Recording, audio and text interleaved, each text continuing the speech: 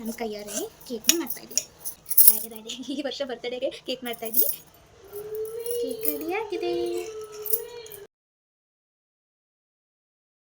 Hello guys, ಎಲ್ಲರೂ ಹೇಗಿದ್ದೀರಾ? ಎಲ್ಲರೂ ಚೆನ್ನಾಗಿದ್ದೀರಾ ಅಂತ ಭಾವಿಸ್ತಾ ಇದೊಂದು ವ್ಲಾಗ್ನ ಸ್ಟಾರ್ಟ್ ಮಾಡ್ತಾ ಇದ್ದೀನಿ. Welcome back to our YouTube channel. ಸೀದಾ ವಿಷಯಕ್ಕೆ ಬರ್ತೀನಿ. ವ್ಲಾಗ್ ಏನಪ್ಪ ಅಂತ ಅಂದರೆ ನಮ್ಮ ಯಜಮಾನ್ರು ಬರ್ತಡೇ, ಅವ್ರದ್ದು ನಾಳೆ ಬರ್ತಡೇ ಇದೆ. ಅದಕ್ಕೆ ಅವ್ರದ್ದು ಒಂದು ಬರ್ತಡೇ ಒಂದು ವ್ಲಾಗ್ನ ಮಾಡೋಣ ಅಂತ ಅಂದ್ಕೊಂಡಿದ್ದೀನಿ. ಬರ್ತಡೇ ಪ್ಲ್ಯಾನ್ಸು, ಅವ್ರು ಹೇಗೆ ಸರ್ಪ್ರೈಸ್ಗೆ ಹೇಗೆ ರಿಯಾಕ್ಟ್ ಮಾಡ್ತಾರೆ ಅನ್ನೋದನ್ನೆಲ್ಲ ಈ ವ್ಲಾಗಲ್ಲಿ ಹಾಕ್ತಾಯಿದ್ದೀನಿ. ಅವ್ರ ಬರ್ತಡೇ ಬಂದು August 14th, ಸ್ವಾತಂತ್ರ್ಯ ದಿನದ ಹಿಂದಿನ ದಿನವೇ ಹೊರಟ್ಬಿಟ್ಟಿದ್ದಾರೆ. ತುಂಬ ಯೋಚನೆ ಮಾಡಿ ಒಂದು ನಿರ್ಧಾರಕ್ಕೆ ಬಂದಿದ್ದೀನಿ. ಗಿಫ್ಟು ಒಂದು ಶರ್ಟ್ ಕೊಡೋಣ ಅಂತ ಅಂದ್ಕೊಂಡಿದ್ದೀನಿ. ಆ್ಯಂಡ್ ಕೇಕ್ ಕಟ್ ಮಾಡಿಸೋಣ ಅಂತ ಅಂದ್ಕೊಂಡಿದ್ದೀನಿ. ನಮ್ಮ ಮದುವೆ ಆಗಿದ್ದು ಮೊದಲನೇ ವರ್ಷದ ಬರ್ತಡೇ ಇದು. ಅದಕ್ಕೆ ಕೇಕು ಕಟ್ ಮಾಡಿಸೋಣ ಅಂದರೆ ಬೇಕ್ರಿಯಿಂದ ತರೋಣ ಅಂದರೆ ಮೊಟ್ಟೆ ಹಾಕಿರ್ತಾರೆ. ನಾವಿಬ್ಬರು ರಾಘವೇಂದ್ರ ಸ್ವಾಮಿ ಭಕ್ತರು. ಅದಕ್ಕೋಸ್ಕರ ನಾನು ಗುರುವಾರ ಎಲ್ಲ ಬೇಕ್ರಿ ಐಟಮ್ಸ್ ಆಗಲಿ ನಾನ್ ವೆಜ್ ಆಗಲಿ ಏನೂ ತಿನ್ನಲ್ಲ. ಕೇಕಲ್ಲೂ ಮೊಟ್ಟೆ ಹಾಕಿರ್ತಾರೆ ಅಂತ ಹೇಳ್ಬಿಟ್ಟೆ ನಾನೇ ಈ ಸಲ ನನ್ನ ಕೈಯಾರೇ ಕೇಕ್ ಪ್ರಿಪೇರ್ ಮಾಡೋಣ ಅಂತ ಅಂದ್ಕೊಂಡಿದ್ದೀನಿ. ಇವಾಗ ಫಸ್ಟು ನಾನು ಹೋಗಿ ಕೇಕು ಮತ್ತು ಕೇಕಿಗೆ ಬೇಕಾಗಿರೋ ಐಟಮ್ಸು ಮತ್ತು ಶರ್ಟ್ನ ಪರ್ಚೇಸ್ ಮಾಡಬೇಕು. ಫಸ್ಟು ಅಲ್ಲೋಗಿ ಶರ್ಟ್ನ ಪರ್ಚೇಸ್ ಮಾಡಿ ಆಮೇಲೆ ಕೇಕ್ ಮಾಡೋಣ. ಇವಾಗ ಬನ್ನಿ ಫಸ್ಟು ಶರ್ಟ್ ಪರ್ಚೇಸ್ ಮಾಡೋದಕ್ಕೆ ಹೋಗೋಣ. ಶಾಪಿಗೆ ಬಂದೆ. ಈ ಶಾಪು ನಮ್ಮ ಹಸ್ಬೆಂಡ್ ಅವರ ಫ್ರೆಂಡ್ ಇದ್ದೇನೆ, ಸೊ ಅವ್ರಿಗೆ ಒಳ್ಳೆ ಸೆಲೆಕ್ಷನ್ ಇರುತ್ತೆ ಅಂತ ಹೇಳ್ಬಿಟ್ಟು ಬಂದಿದ್ದೀನಿ. ಅವ್ರ ಫ್ರೆಂಡ್ ಇರ್ತಾರೆ ಅಂತ ಹೋಗಿದ್ದೆ. ಅನ್ಫಾರ್ಚುನೇಟ್ಲಿ ಅವ್ರ ಫ್ರೆಂಡ್ ಇರಲಿಲ್ಲ, ಅವ್ರ ಡ್ಯಾಡಿ ಇದ್ದರು. ಅವ್ರ ಡ್ಯಾಡಿನೂ ತುಂಬ ಚೆನ್ನಾಗಿ ಶರ್ಟ್ಸ್ನೆಲ್ಲ ತೋರಿಸಿದ್ರು. ಅದರಲ್ಲಿ ನನಗಿಷ್ಟ ಆಗಿರೋ ಅಂಥ ಒಂದು ಶರ್ಟ್ನ ನಾನು ಚೂಸ್ ಮಾಡಿ ತೊಗೊಂಡು ಬಂದೆ. ಈ ಒಂದು ಶರ್ಟ್ನ ನಾನು ಅವ್ರಿಗೋಸ್ಕರ ಪರ್ಚೇಸ್ ಮಾಡಿದೆ. ಚೆನ್ನಾಗಿರೋದಂದರೆ ಇದಕ್ಕಿಂತ ಪ್ಲೇನ್ ಅಲ್ಲದೆ ಬೇರೆದು ಇತ್ತು, ಬಟ್ ನನಗೆ ಪ್ಲೇನ್ ತೊಗೊಳೋಕ್ಕಿಂತ ಈ ಥರ ತೊಗೊಂಡ್ರೆ ಪಾರ್ಟಿ ವೇರ್ಗೂ ಆಗುತ್ತೆ ಅಂತ ಹೇಳ್ಬಿಟ್ಟು ನನ್ನ ಹತ್ರನೂ ಗ್ರೀನ್ ಸ್ಯಾರೀಸೇ ಜಾಸ್ತಿ ಇರೋದು. ನಾನು ಉಟ್ಕೊಳ್ಳೋದು ಗ್ರೀನ್ ಸ್ಯಾರೀಸೇ ಜಾಸ್ತಿ. ಅದಕ್ಕೋಸ್ಕರ ಅವರು ಏನಾದರೂ ಹೊರಗೆ ಹೋದರೆ ಹಾಕೊಳ್ಳೋಕೆ ಚೆನ್ನಾಗಿರುತ್ತೆ ಅಂತ ಹೇಳ್ಬಿಟ್ಟು ಈ ಶರ್ಟ್ನ ನಾನು ಫೈನಲಾಗಿ ಚೂಸ್ ಮಾಡಿ ಅವ್ರಿಗೋಸ್ಕರ ತಂದೆ. ಇವಾಗ ಕೇಕ್ ಮಾಡೋದಕ್ಕೆ ಹ್ಯಾಪಿ ಬಿಸ್ಕೆಟ್ ತಂದು ಅದನ್ನು ರುಬ್ಬಿ ಪುಡಿ ಮಾಡ್ಕೊಂಡಿದ್ದಾಗಿದೆ. ಅದನ್ನು ಜಡಿ ಆಡ್ಕೊಂಡು ನೈಸಾಗಿ ಮಾಡಿಕೊಂಡು ಸ್ವಲ್ಪನೇ ಹಾಲು ಹಾಕ್ಕೊಂಡು ಕಲಿಸೋದಕ್ಕೆ ಸ್ವಲ್ಪನೇ ಹಾಲು ಹಾಕ್ಕೊಂಡು ಕಲಿಸ್ಕೊತಾ ಇದ್ದೀನಿ. ಎಲ್ಲಿಂದಲೇ ತರ್ಬೋದಿತ್ತು, ಆದರೆ ಅಲ್ಲಿ ಮೊಟ್ಟೆ ಹಾಕಿರ್ತಾರೆ. ಮೊಟ್ಟೆ ಹಾಕಿರೋದು ಸಿಗುತ್ತೆ ಬೇಕಲ್ಲ ಆ್ಯಕ್ಚುಲಿ. ಆದರೆ ಈ ಮೊದಲನೇ ವರ್ಷ ಅಲ್ಲ, ನಮ್ಮವ್ರಿಗೆ ಚೆನ್ನಾಗಿ ನಾನೇ ಮಾಡ್ಕೊಡೋಣ, ನನ್ನ ಕೈಯಾರೇ ಮಾಡ್ಕೊಡೋಣ ಅಂತ ಹೇಳ್ಬಿಟ್ಟು ನಾನು ನನ್ನ ಕೈಯಾರೇ ಕೇಕ್ನ ಮಾಡ್ತಾಯಿದ್ದೀನಿ. ಫಸ್ಟು ರಾಯರ್ನ ಕೇಳ್ಕೊಬಿಡ್ತೀನಿ. ರಾಯರೇ ಈ ವರ್ಷ ಬರ್ತಡೇಗೆ ಕೇಕ್ ಮಾಡ್ತಾಯಿದ್ದೀನಿ, ಏನು ವಿಘ್ನಗಳಿಲ್ಲದೆ ಕೇಕು ಚೆನ್ನಾಗಿ ಬರೋವಾಗಲಿ. ನಮ್ಮ ಕೈಯಾರೆ ನಾವು ಮಾಡಿ ಕೇಕ್ನ ಕೊಟ್ಟಾಗ ಅವ್ರಿಗೊಂಥರ ಹ್ಯಾಪಿನೆಸ್ ಇರುತ್ತೆ, ಅವ್ರಿಗೊಂಥರ ಆವಾಗ ಆ ಮುಖದಲ್ಲಿ ಖುಷಿ ನೋಡೋದಕ್ಕೆ. ಸೊ ನನ್ನಿಂದ ಮಾಡಿಕೊಟ್ಟಿದ್ದೀನಿ. ಕೇಕ್ ತಂದು ಕುಯ್ಸೋದು ಎಷ್ಟು ಈಸಿ, ಬಟ್ ನಾವೇ ತಾಳ್ಮೆ ಕೊಟ್ಟು ಪೇಷನ್ಸ್ ಕೊಟ್ಟು ಕೇಕ್ನ ರೆಡಿ ಮಾಡಿ ಅವ್ರಿಗೋಸ್ಕರ ಅಂತ ಮಾಡಿ ಕೊಡೋದಕ್ಕೆಲ್ಲ ಅದೊಂಥರ ಬೇರೆ ಫೀಲಿಂಗೇ ಕೊಡುತ್ತೆ. ಓಕೆ ಗೈಸ್, ಈಗ ಈ ಹದದಲ್ಲಿದೆ ಕೇಕು. ಇದನ್ನು ಹಾಕಿ ಕುಕ್ ಮಾಡೋದಷ್ಟೇ ಬಾಕಿ. ಹಾಕೊಂಡು ಸೊ ಇವಾಗ ಗಿಫ್ಟ್ ಪ್ಯಾಕ್ ಮಾಡುವಂಥ ಸಮಯ. ಇದನ್ನು ಪ್ಯಾಕ್ ಮಾಡಿಬಿಟ್ಟು ಅವ್ರಿಗೆ ಗಿಫ್ಟ್ ಇಟ್ಕೊಳ್ಳೋಣ. ಗಿಫ್ಟ್ ಪೇಪರ್ ಎಲ್ಲ ತಂದುಬಿಟ್ಟಿದ್ದೀನಿ ಆಲ್ರೆಡಿ. ಇವಾಗ ಅವ್ರಿಗೆ ಫಸ್ಟೇ ಗಿಫ್ಟ್ ಕೊಟ್ಬಿಟ್ರೆ, ಅಂದರೆ ಹೀಗೆ ಕೊಟ್ಬಿಟ್ರೆ ಅದು ಒಂಥರ ಕ್ಯೂರಿಯಾಸಿಟಿ ಇರಲ್ಲ, ಏನಿರ್ಬೋದು ಜಸ್ಟ್ ಇಂಪ್ರೆಸ್ ಮಾಡಿದ್ರೆ ಖುಷಿ ಆಗುತ್ತೆ ಅಷ್ಟೇ ಇರುತ್ತೆ. ಇದಕ್ಕೆ ಏನು ಮಾಡ್ತೀನಲ್ಲ ಅಂಟಿಸ್ಕೊಂಡು ತುಂಬ ಮಾತಾಡ್ತೀನಲ್ಲ ನಾನು, ಮಾತಾಡಲೇಬೇಕು. ಯಾಕಂದರೆ ನನಗೆ ಮಾತಾಡೋದಂದ್ರೆ ಇಷ್ಟ. ಅಯ್ಯೋ ಅಂದ್ಕೊತಾ ಇದ್ದೆ, ಮಾತಾಡಿ ಯಾವ ಕೆಲಸ ನಾನು ಮಾಡೋದೇ ಇಲ್ಲ.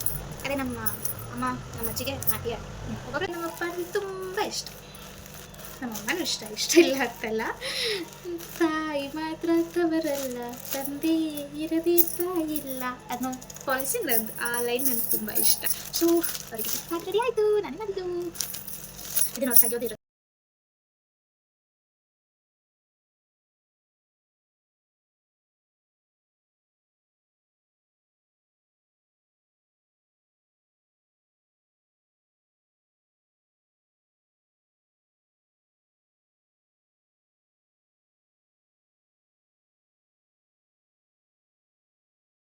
ನಾಟ್ ಬ್ಯಾಡ್, ಚೆನ್ನಾಗಿ ಬಂದಿದೆ ಕೇಕು. ನಾನು ಏನೇನೋ ಅಂತ ಅಂದ್ಕೊಂಡಿದ್ದೆ, ಬಟ್ ಇವಾಗ ಇಮೇಲ್ ಬಂದ್ರಲ್ಲ ಅಂತಂದ್ಬಿಟ್ಟು ನೀಟಾಗಿ ಡೆಕೋರೇಟ್ ಮಾಡೋದು ಅಷ್ಟೇ. ಕೇಕ್ ರೆಡಿಯಾಗಿದೆ, ಅದಕ್ಕೆ ಡೆಕೋರೇಟ್ ಮಾಡಬೇಕು.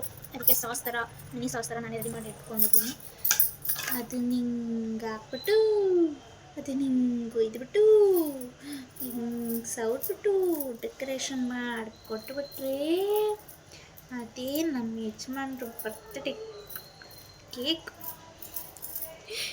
ಇದು ಯಾವ ಫಿಲಮ್ದು ಅಂತ ಕಮೆಂಟ್ ಮಾಡಿ, ಗೊತ್ತಿದ್ರೆ ಉಮಾಶ್ರೀ ಮ್ಯಾಮ್ ಡೈಲಾಗು ಯಾವ ಫಿಲಮ್ದು ಅಂತ ಕಮೆಂಟ್ ಮಾಡಿ. ಇದನ್ನು ನಾನು ಹಾಕ್ತಾಯಿದ್ದೀನಿ ಇವಾಗ. ಇದಾದಮೇಲೆ ಜೇಮ್ಸು, ಆಮೇಲೆ ಇನ್ನೇನು ಫೈನಲಿ ಕೇಕ್ನ ಮಾಡಿ ಅದನ್ನು ಡೆಕೋರೇಟ್ ಮಾಡಿದ್ದೀನಿ ನನಗೆ ಬರೋ ಹಾಗೆ. ನಾನು ಸ್ವಲ್ಪ ಚೈಲ್ಡ್ ಅಲ್ವಾ, ಅದಕ್ಕೆ ಜೇಮ್ಸ್ ಎಲ್ಲ ತಂದು ಹಾಕಿದ್ದೀನಿ. ಬಟ್ ನನಗೆ ಗೊತ್ತಿಲ್ಲ, ಲಿಟ್ರಲ್ ನನಗೆ ಹೇಗಿದೆ ಟೇಸ್ಟ್ ಅಂತ ಮಾತ್ರ ಗೊತ್ತಿಲ್ಲ. ಅವರೇ ತಿಂದು ನೋಡಬೇಕು. ಚೆನ್ನಾಗಿಲ್ಲ ಅಂದರೆ ಬೇಜಾರು ಮಾಡ್ಕೊಳ್ತಾ ಇದ್ರೆ ಸಾಕು. ಬಟ್ ನಾನು ಫಸ್ಟ್ ಟೈಮ್ ಏನೋ ನನ್ನ ಗಂಡನಿಗೋಸ್ಕರ ಅಂತ ಮಾಡಿದ್ದೀನಿ. ಇನ್ನು ಇದನ್ನು 12 o'clockಗೆ ಕಟ್ ಮಾಡಿಸೋದು. ನೋಡೋಣ ಬನ್ನಿ ಅಲ್ಲಿವರೆಗೂ ಹೆಂಗಿರುತ್ತೆ, ಅವ್ರ ಎಕ್ಸ್ಪ್ರೆಷನ್ ಹೇಗಿರುತ್ತೆ ಅಂತ. ಅಮ್ಮ ಮನೆಯಿಂದ ಕೇಕ್ ಮಾಡಿ ಏನೋ ತೊಗೊಂಡು ಹೋದೆ. ಬಟ್ ಅಲ್ಲಿ ಹೋಗಿದ್ರೆ ನಮ್ಮ ಯಜಮಾನ್ರು ಆಲ್ರೆಡಿ ಡ್ಯೂಟಿಯಿಂದ ಬಂದು ಮನೇಲಿದ್ದರು.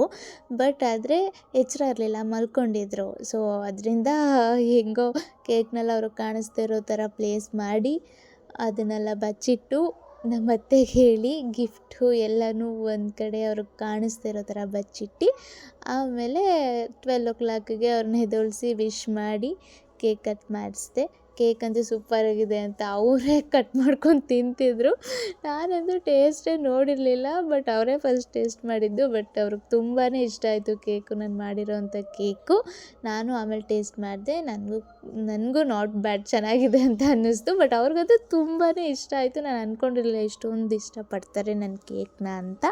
ನಾನು ಅಂದ್ಕೊಂಡಂಗೆ ಯಾವುದೇ ಒಂದು ಅವ್ರಿಗೇನು ಸ್ವಲ್ಪನೂ ಗೊತ್ತಾಗ್ದಿದ್ದಂಗೆ ಸರ್ಪ್ರೈಸ್ ಮಾಡಿದೆ. ಕೇಕು ಮತ್ತು ಗಿಫ್ಟ್ ಕೊಟ್ಟೆ. ಗಿಫ್ಟ್ ನೋಡಿ ಅವರು ತುಂಬಾ ಖುಷಿಪಟ್ಟರು.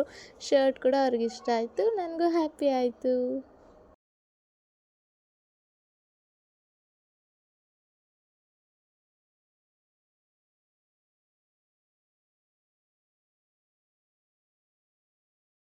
ಫೈನಲಾಗಿ 12 ಗಂಟೆಗೆ ಕೇಕ್ ಕಟ್ ಮಾಡಿಸಾಯಿತು. ಒಂದು 2 ನಿಮಿಷ ಹೆಚ್ಚು ಕಮ್ಮಿ ಆಗಿದೆ, ಬಟ್ ಮಾಡಿಸಿದ್ದೀನಿ.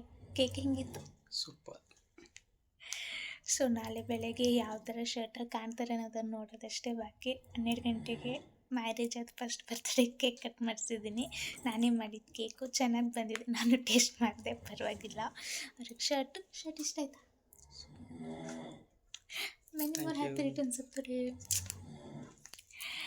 ಶೋ ನಾಳೆ ನೋಡೋಣ ಬನ್ನಿ ಹೆಂಗೆ ಕಾಣ್ತಾರೆ ನಮ್ಮ ಯಜಮಾನ್ರು ಶರ್ಟಲ್ಲಿ ಅಂತ. ಗೈಸ್, ಇವಾಗ ದೇವಸ್ಥಾನಕ್ಕೆ ಹೋಗಿದ್ದು ಬಂದಾಯಿತು. ಇವಾಗ ಅವರು ಶರ್ಟ್ ಹಾಕ್ಕೊಂಡಿದ್ದಾರೆ.